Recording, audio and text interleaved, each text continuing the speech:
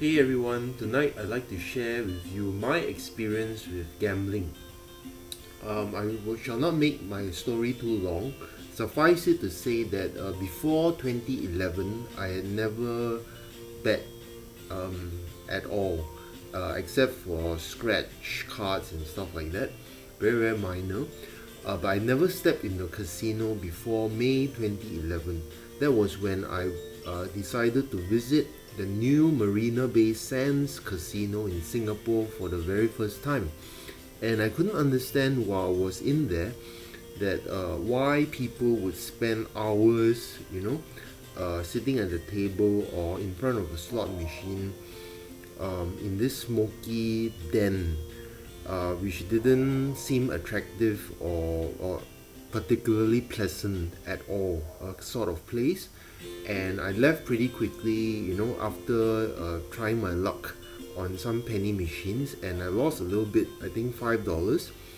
But over the years, I actually did try another game called Sick Bowl, and I did almost fall in love with it, in the sense that I thought that I could learn a system to beat the game somehow, but fortunately I did not lose a life-changing amount of money on that game between 2014 to 2016. Okay, because I play small bets, and I do not putting large amounts on the table makes my heart race too quickly, so I can't really take it.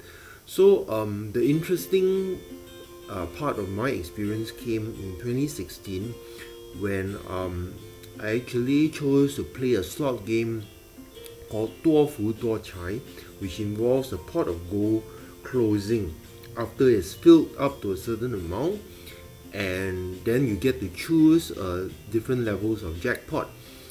And I chose to play this in the same casino that I first entered many years ago, which was Marina Bay Sands, and I chose to go to the second non-smoking floor, and I scouted out for a machine that I felt would pay me something. And my objective was just to hit one of those jackpots. And usually in a game, if you're playing a middling bet, the pot will close fairly regularly.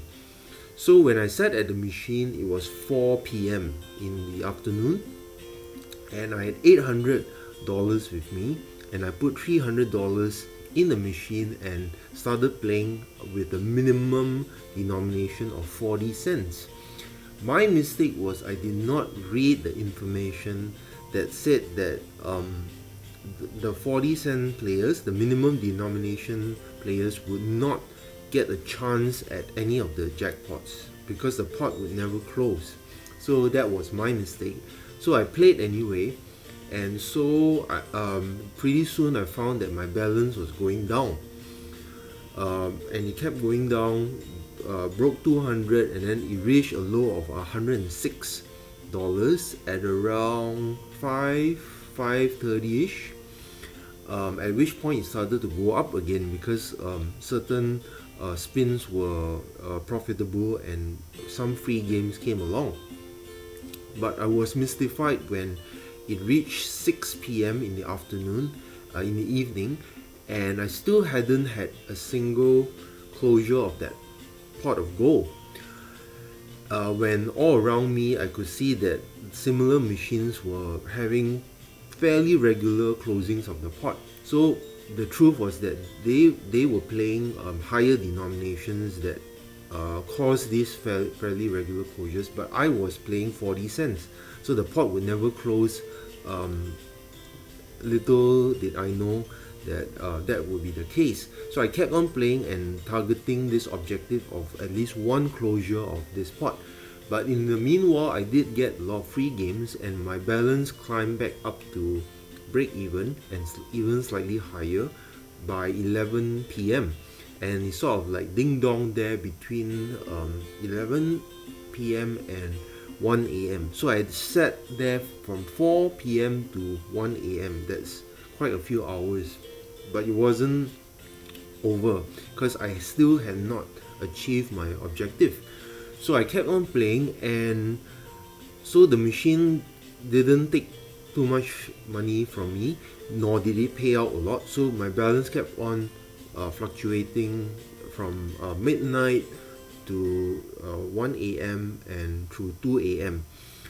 And after 2 a.m. is when the luck really started to come, and I started getting a lot of free games, and those free games had very good spins, which gave me a lot of symbols, similar symbols that signified big wins. And so my balance climbed up to a high of $555 at around 3:30ish a.m.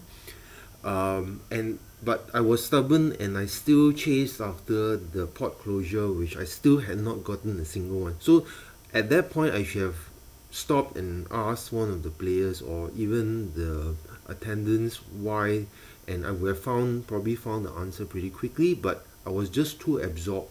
So that was my closest encounter, closest I came to being addicted to this machine. So I sat there for so many hours, and I, I was pretty exhausted, but I couldn't feel that exhaustion because I was so engrossed in the playing. So from 3:30 a.m., the inevitable happened, and the machine started to take my money again, and the balance started dropping below 500, then below 400, below 300, and then it reached 206, at which point I told myself, you have to stop pretty soon, because on that day itself I had to catch a bus back home, and that station was very far away. I had to travel a long way, and so if I did not leave soon, I would miss my transportation.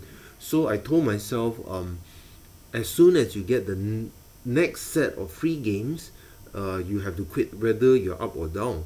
So mercifully, the free games came eventually, 2 or 3 sets of them, and my balance went up from 206 to 327, and that's when I stopped myself. But I was actually so exhausted that when I closed my eyes for a little while, I did not even know where I was. And but fortunately, I did manage to get myself off the chair and make my way to the cashier and cash my money out. So I hope that this close encounter with gambling addiction will help you guys who are watching, who have small tendency towards this hobby or this activity. Just know that it's a very dangerous and addicting activity, even to someone who is not biochemically prone to this particular addiction. And I hope that this video has helped you.